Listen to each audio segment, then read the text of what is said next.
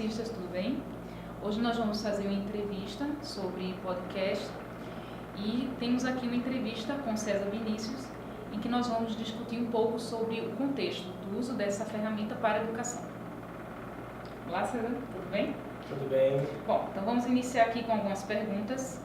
É possível usar essas tecnologias, no caso do podcast, no contexto educacional, e quais as possibilidades? Olha, Aline, possível né? Eu acho que toda ferramenta ela tem sim o seu potencial pedagógico.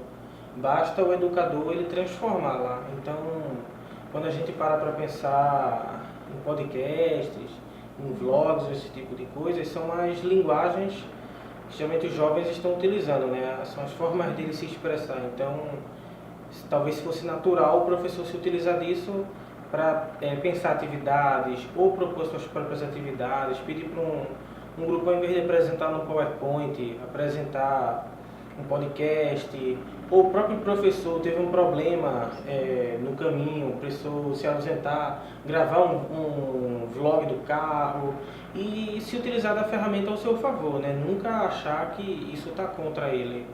Então eu acho que é totalmente possível, existem inúmeras possibilidades e pode ser gravado. Certo.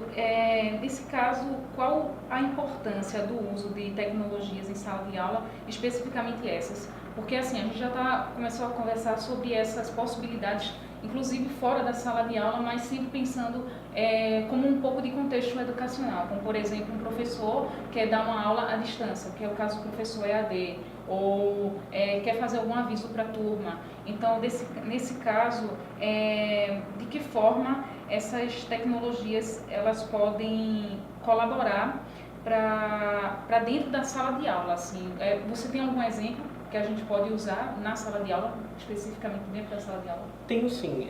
Eu acho que é de grande importância, sim, como você perguntou, né? Primeiro para causar uma ruptura nesse status quo que a gente tem de aula, daquela coisa de aula expositiva, do professor fala, o aluno absorve, e também do ganho do tempo pedagógico. Assim, você pode pensar, o podcast, como é que eu vou utilizar em sala de aula? Sim.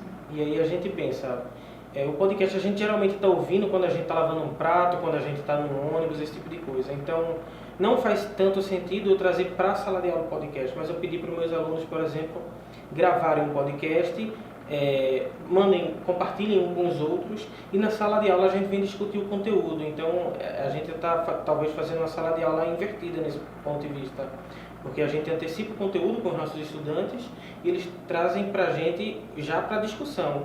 O vídeo, por exemplo, eles podem produzir um vídeo ao invés como a gente está muito acostumado com o slide PowerPoint, né? Então eles fazem uma novelização, fazem uma micronovela, alguma coisa, e podem ser eles próprios produtores, dar voz ao tipo de conteúdo que eles querem construir. Então eles não ficam tão engessados à forma de expor esse conhecimento, entendeu? Entendi. Nesse caso, existe alguma limitação para esse uso, principalmente dentro de sala de aula?